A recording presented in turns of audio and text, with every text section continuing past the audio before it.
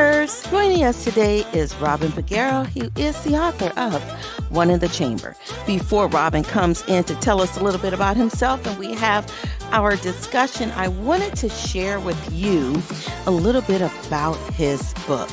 The tagline on Capitol Hill, "They work you to death." Cameron Leann is new to Washington, D.C. An Iowa farm boy without a penny to his name, Cam has joined a group of affluent junior staffers working for a powerful cohort of U.S. senators known as the Gang of Six. Liz Frost, the group's charismatic leader, teases and strings Cam along as he grows increasingly infatuated with her. Heir to a political dynasty, Randy Lancaster pushes Cam to his limits with his panache for drugs, booze, and meaningless flings. Charlie James, Liz's linebacker boyfriend, keeps Cam at a distance, eyeing the newcomer with suspicion. All of them have one thing in common: they hate their bosses. As the Gang of Six takes up the rushed nomination for the first Black Chief Justice to the Supreme Court, Cam and his friends are plotting against them. But in the game of politics, one's motivations are never as they seem, especially true for Cam, an enigmatic figure at the center of it all.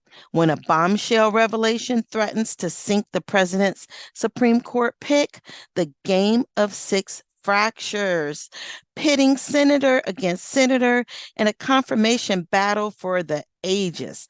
Alliances shift with the wind. Everyone is lying to everyone, and on election night, one senator will end up dead. So, Robin, please join us and introduce yourself to our listening audience. Yes, of course. Thank you so much for having me. So I grew up in Miami, Florida. I'm a first-generation American to parents who are immigrants from Ecuador and the Dominican Republic, respectively.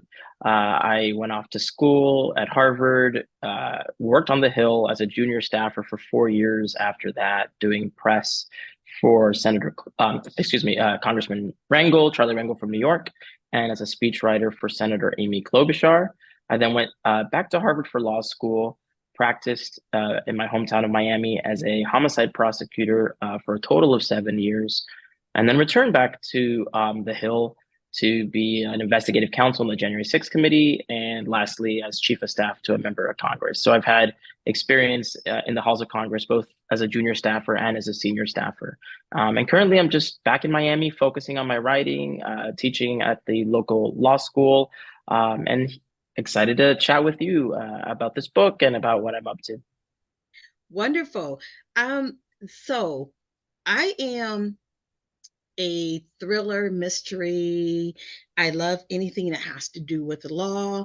I dabble a little bit with the whole political scene, but I have to admit, not a lot. It's just not something that I'm greatly familiar with.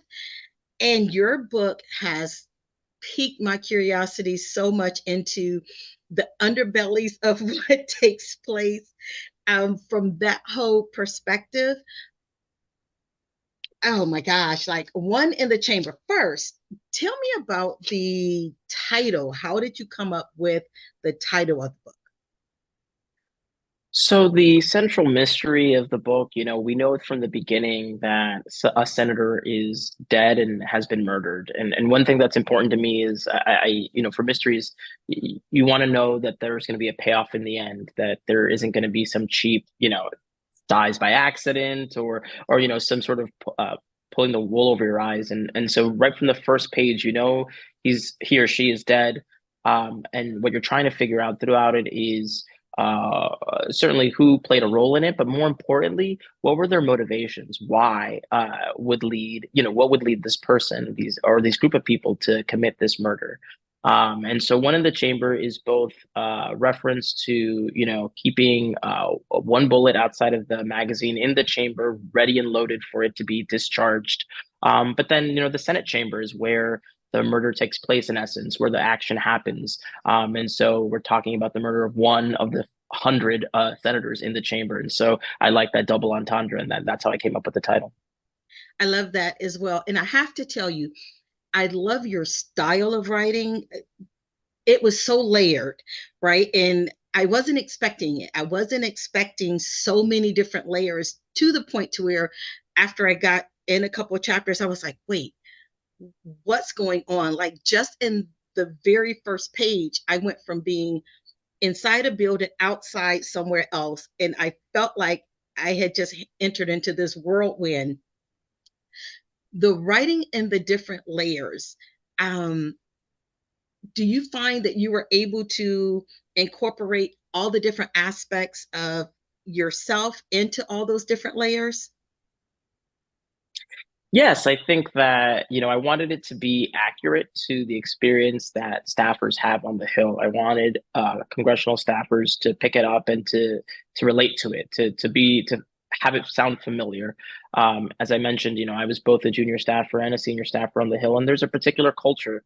It's a very well-known institution, Congress is, but I don't think the general public knows the ins and outs. They don't know the sort of unnamed characters, the staffers who are really running the government, and a lot of them straight out of school, very very young, handling the calls, writing letters back to constituents, but also reading the bills and advising the member on how to vote day in and day out.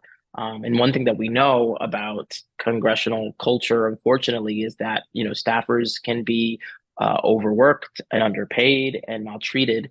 There's a lot of stories out there about egomaniacal politicians who are just not the best bosses, and so that's something that I thought should be the central focus of the novel. So I definitely incorporated my own experiences on the Hill, and what I've heard and what I've seen while I was there, to make sure that it was accurate.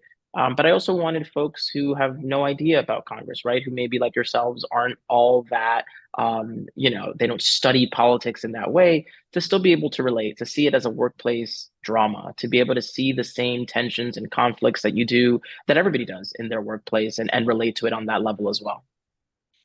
And what I appreciated most in terms of your characters is they were so dis-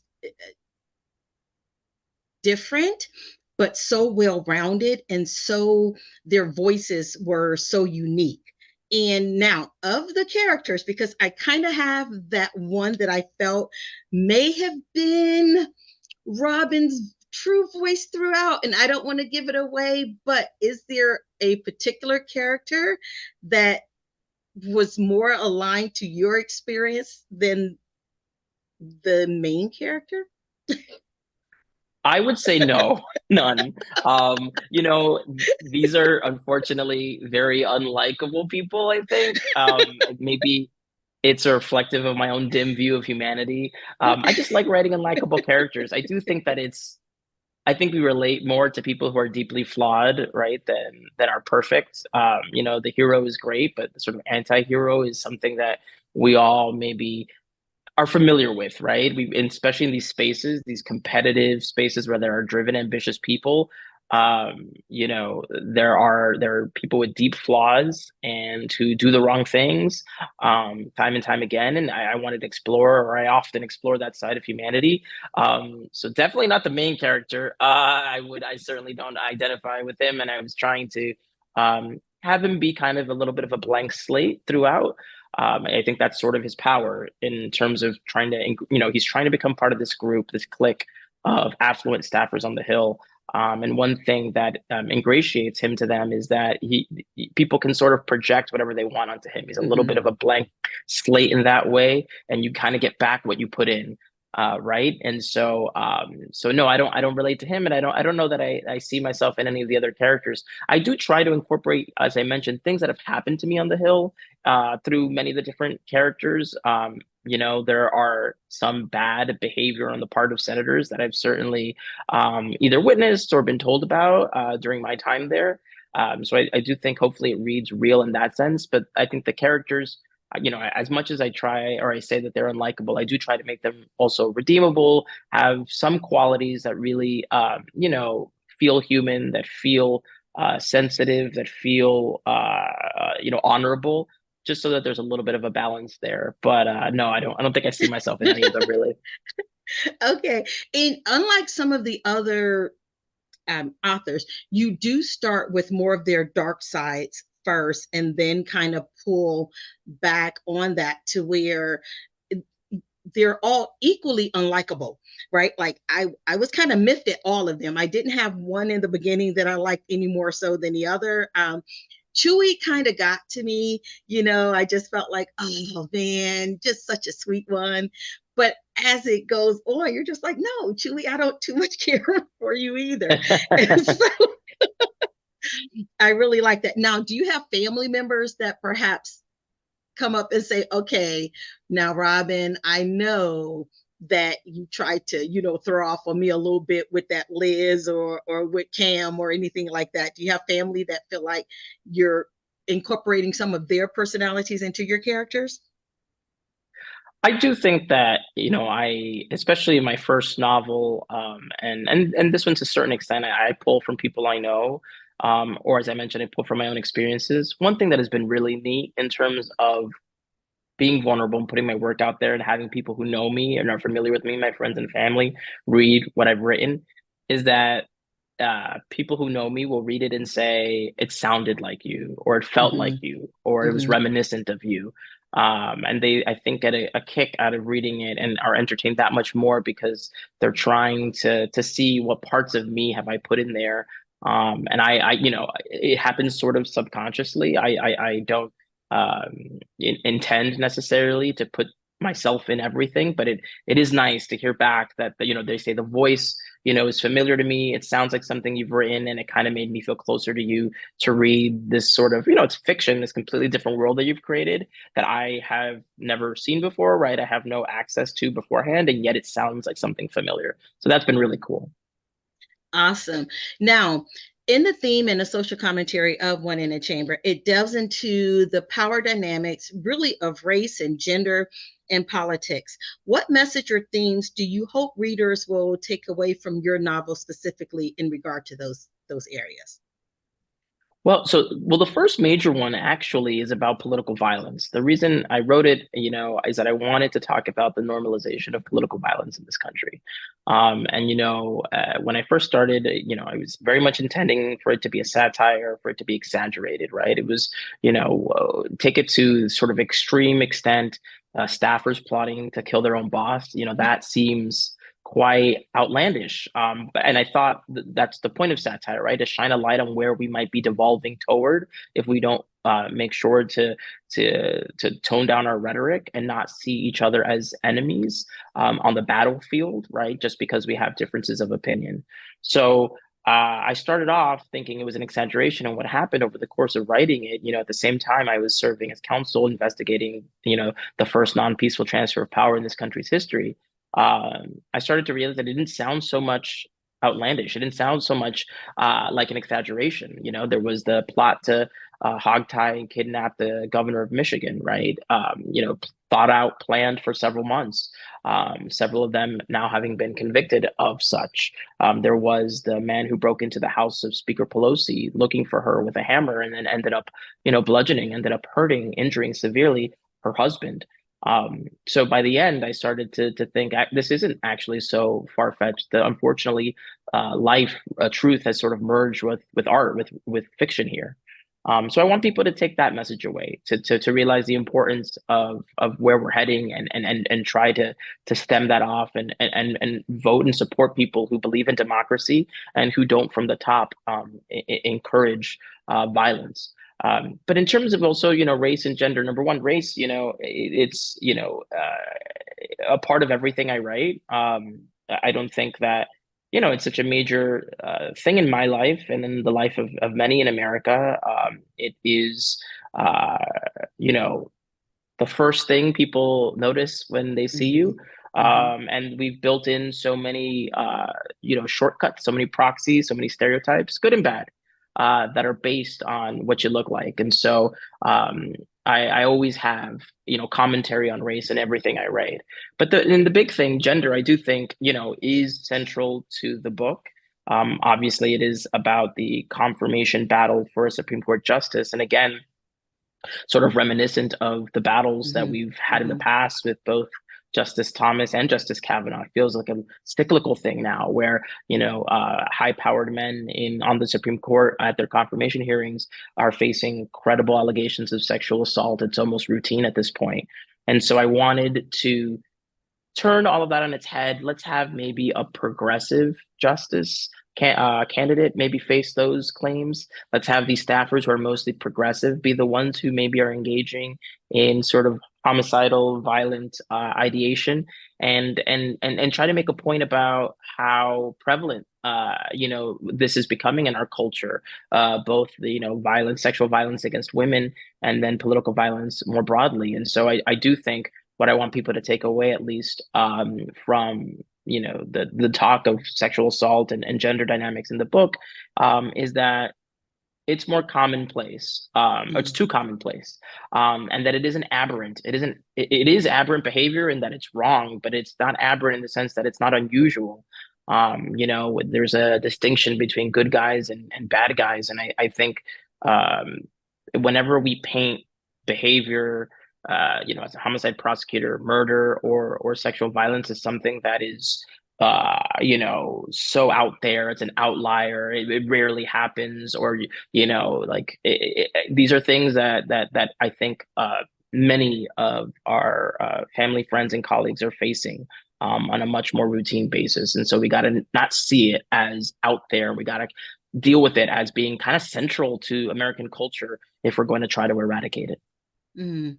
Powerful, powerful points and points that cause all of us to stop and not just go through life like we're on a treadmill or on a hamster wheel and say, don't go with the flow. Pause and really think about it. I want to piggyback just briefly and not changing what was said, but to tap on, you were saying when you first started that you thought that this was going to be more satire, that it was more outlandish than, what life was. What was it like for you being son of immigrants, being um, in the positions that you were in, and realizing this thing that I started out writing that I thought was like fiction on top of fiction on top of fiction is now more looking more like reality? Was there a shifting you as a human, as a person, when you finished and realized that, man, this isn't so outlandish? Well, I was a part of the January 6th committee at the time, and we were a very diverse group of investigators, uh, more so than usual for the Hill or for congressional committees. And I think that was intentional, a part of the chair, Congressman Benny Thompson, which I appreciated. And it wasn't lost, I think, on the minority members of the investigative team when we were interviewing folks about, the response to January 6th and how the group of people who ultimately rioted and forced their way into the Capitol, how they perhaps looked and sounded and seemed different than certainly the social justice protests from the summer before in the Mm-hmm. wake of the murder of George Floyd, and how that may have affected the response, whether the response, not intentionally, but perhaps subconsciously, they were lulled into a false sense of security because these looked potentially, there were a lot of officers who had family members who were believers of the big lie, right? Mm-hmm. That Donald Trump was spreading, that the election had been stolen, that maybe we're spouting the same sorts of things and maybe look the same. And so, and when you have that experience, it's harder to see them as potential dangerous people. It's hard to see them as threats when you're not used to thinking of them that way. Mm-hmm. And I think, unfortunately, the signs were out there. It was there in social media. They were saying, even if the police get in our way, they've become the enemy. They're between us and, uh, you know, stopping tyranny. Giving Donald Trump the election that he rightfully won. That sorts of rhetoric. It was out there. So if people had taken them seriously, I think we would have been in a different position.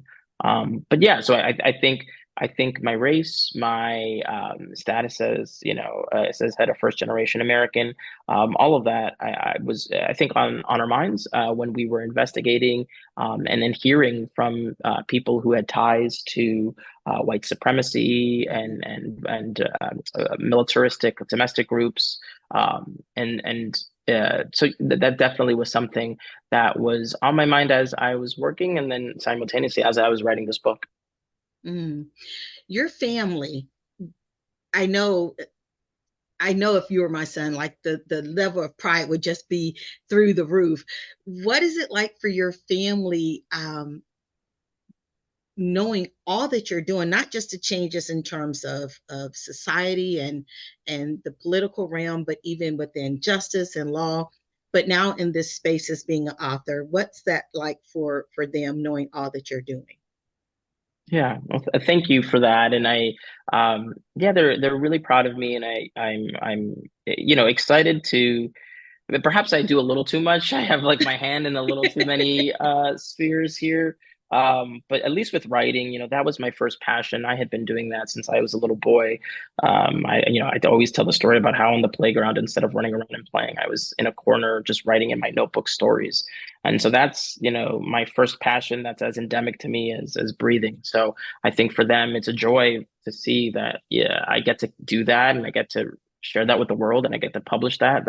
I'm sure I think is quite nice for them, having seen my trajectory. And otherwise, I have an older sister who I'm very close to, is my best friend, and so I'm always trying to make her proud, and I think she is of what I've been able to do, as you mentioned, not just writing but trying to put my law degree to good use. I've Mhm. only been interested in public service. I have only ever worked for the government, only ever worked to try to better my community. And I went to a school where a lot of people, 98% plus, end up going the big firm route, go into private practice and make a lot of money, but maybe don't feel as though their work is as fulfilling or isn't as important to the world as people who do public service. And so I know that she's proud that I was, I've been able to stick with that, with what I know is important to me, and that's helping improve my community and the country. Awesome. Well, listen, I know that not just your family, but a lot of families are very proud with the work that you're doing.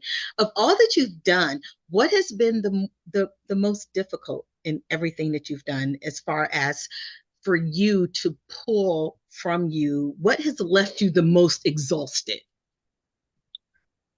Yes. Okay. I would say the answer is when I was a prosecutor. So right out of law school, that was high stakes. And from the beginning, it's high stakes because even as you're starting, even as you're doing misdemeanors, you have people's lives in your hands. You are both trying to advocate on behalf of the interests of victims, and you also have a great deal to do, with the futures of the defendants, right? Their ability to freely move in the world and all of that. It's a high responsibility, and that's part of what makes it fulfilling. But that's also part of what makes it exhausting because when I do things, especially professionally, I want to do them well. I become sort of um, uh, I wouldn't say obsessed, but like preoccupied with making sure that I'm giving it my all. And with trial work, you can always feel like there's more to do. You can give of yourself.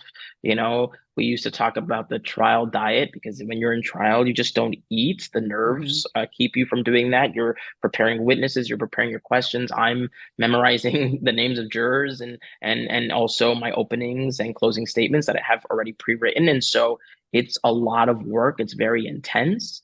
And so that I remember it's so much active listening when you're in trial. I recall you're just sitting there. You're not, moving. It's not like physically exhausting. And yet when you get home, your body does feel physically exhausted because of how Mhm. much mental energy you're putting into it second by second. And then there's just so much passion in a way that, to a certain extent, wasn't sustainable for the rest of my life.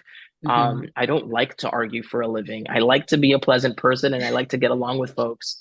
But it was every day in calendar with opposing counsel, arguing, debating, and again, because so much of it is important to people's lives, it can be very passionate. It can take a lot out of you. And so I would say that those 7 years I loved and enjoyed and were tremendously fulfilling. But it was definitely, it took a lot out of me, I would say. Mm. Yeah, it sounds like, and I think the average person just in hearing you talk about it, I don't think I breathe. And it's like, Uh, wow. Where do you see yourself? And I know this is a more of a cliche type question, but for you, I think that I really want to know, where do you see yourself 5 years from now? My hope is to continue writing, continue publishing. I love it. It is my hobby. I do it nights and weekends, whether I would be published or not. I would do it probably for the rest of my life. So I'd love to continue to do that and put it out into the world. I'm beginning to teach. I really am enjoying getting to mentor and help the lawyers, particularly who are coming after me.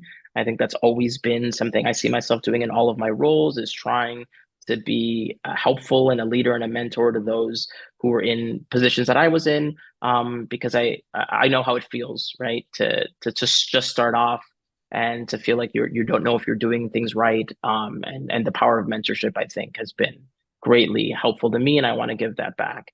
And lastly, I really, have, as I mentioned, have always really been interested in public service. So a big thing is, people tend not to say, that they want to run for office. I used to also, people would ask, well, maybe you should run for something one day, and I'll say, well, maybe, I don't know. But I think as minorities, sometimes we try to underplay our Hmm. ambitions or Hmm. underplay, what we're uh, qualified for.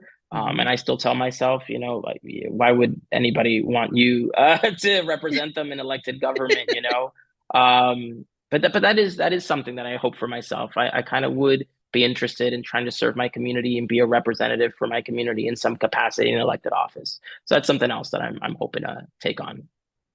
Wonderful. Wow. That was the part that I was waiting for. That was that little bitty part. Like, yes, I'm I may glad I have to was able move. to fulfill, yeah, that Hey, itch.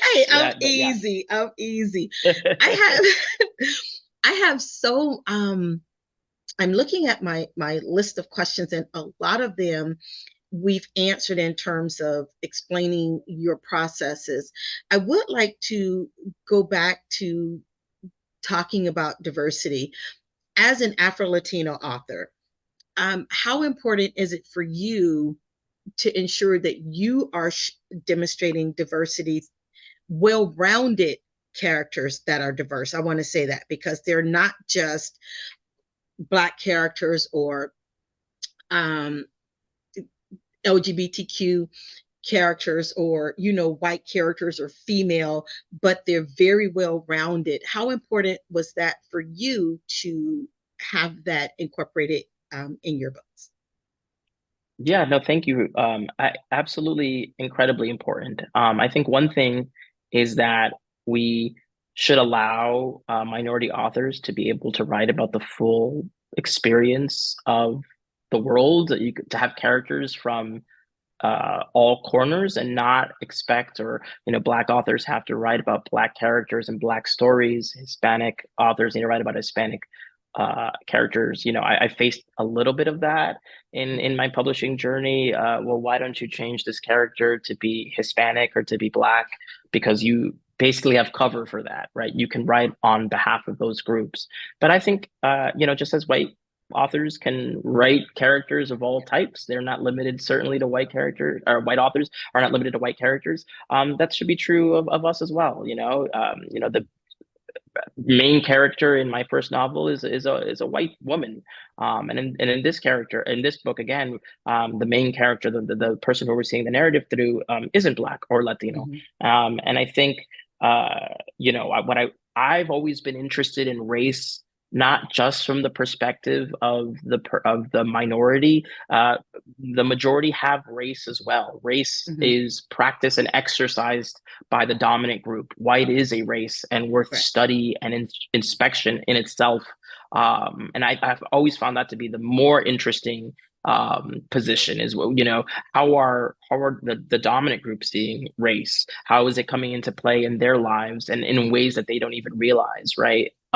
So I think to your point about the characters needing to be round characters and not flat, I think that's right. You're trying to not perpetuate stereotypes. Hmm. Um, that's the beauty of having, I think, diverse authors is that we are round, complete, full human beings ourselves, right, with flaws and with strengths. And so we have that ability um, to see diverse or minority characters as real and portray them as real human beings. They can be the bad guys. I've gotten some pushback in publishing about that too. That's allowed because part of not patronizing minority authors or minority people is to allow for sometimes for them to be the villain, Right. just as much as they can be the hero.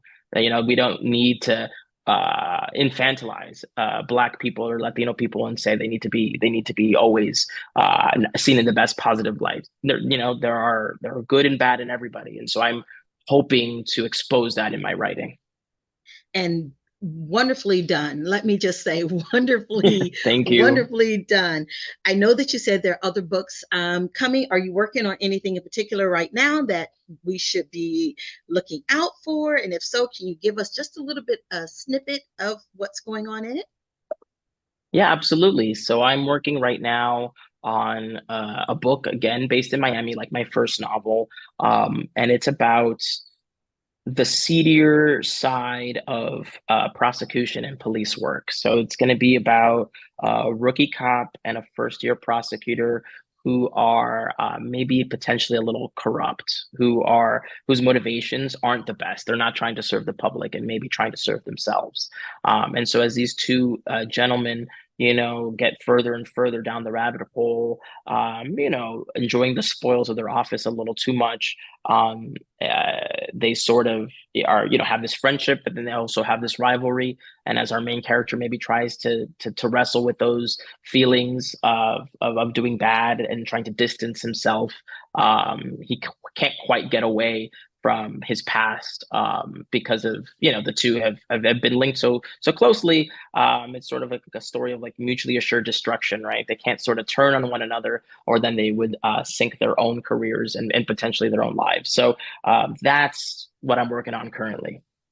Okay, that sounds like a movie. So are we going Yeah. to be talking about that becoming a movie? Oh, from your lips to God's ears, as they say. If you have a production company and access to networks that I will say yes if you want to offer to front Well, I to kind of make know these some movies for me. people. Oh, perfect. But at least in one in the chamber, I think it would make a really great TV series. I think these are cool characters. It's a cool space. I think, Hollywood hasn't done enough with Capitol Hill with young interns and young staffers. It's a very aspirational, ambitious, a job that draws ambitious people. And so I think there's a lot of fun that could be had there. And so I hope that's in the cards for one of the chamber one day. Nice. Well, I don't have people. I am my own people, but I will have the people of those people contact your people about that. Perfect. How's that? Love it. Perfect. Thank you.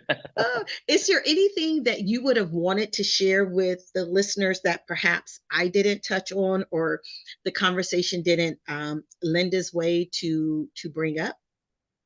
you did a really great job in, asking me a bunch of comprehensive questions. I feel like we've got a lot out of it. The only thing I would say is that, for people who are either turned off by politics or are apolitical, or actually are maybe, strongly political, but sort of see my background, all the bosses I've worked for have been Democrats, and obviously I've worked on the January 6th committee. And so think this is maybe a book just for liberals. I skewer everybody, both sides, Democrats, Republicans. It isn't a book about trying to sell a political agenda, certainly. If anything, it's about revealing the true nature of human beings on both sides of the aisle, how it can be darker and seedier than we expect, and maybe that we need to hold our politicians to a higher standard again on either party. So I know that this is a book that Republicans, Independents, and Democrats would enjoy. It isn't preachy in any sense, so I want to make sure that readers know that. Absolutely. And I attest to that, like 100%. You got it up in everybody's business. So there you go. I'm now, glad it came across. Yeah. Absolutely, yes. Where are the listeners able to follow you? So I'm on Twitter. I think I'm at last name, first name. So Peguero is Peguero, and then Robin, common spelling, Robin. I have my website, robinpeguero.com, on Instagram, on all the social media, trying out TikTok. It's like my first time. Me I'm not too. that great with it yet, but I'm trying to get into it. So yeah, people can follow me, just Google me and hopefully, stay tuned as to what's going on next with what I'm writing. Awesome. And I will be sure to add all of that in as well. So, Robin, I want to thank you so much for joining us. And I look forward to hearing more about your upcoming book. I love anything that has to do with police officers and such. And so that's really going to be fascinating. And so to our listeners, once that book is made available, definitely for sure, we will have Robin back on the air with us. Thank you, guys. Awesome. And thank you, Robin, for joining us. Thank you so very much. This was such a pleasure, a fun conversation, and I appreciate it. Wonderful. And this wraps up another episode of On the Air with Florenza. You may follow me on all social media platforms under Florenza Lee or via my website at florenza.org. Until next time, cheers.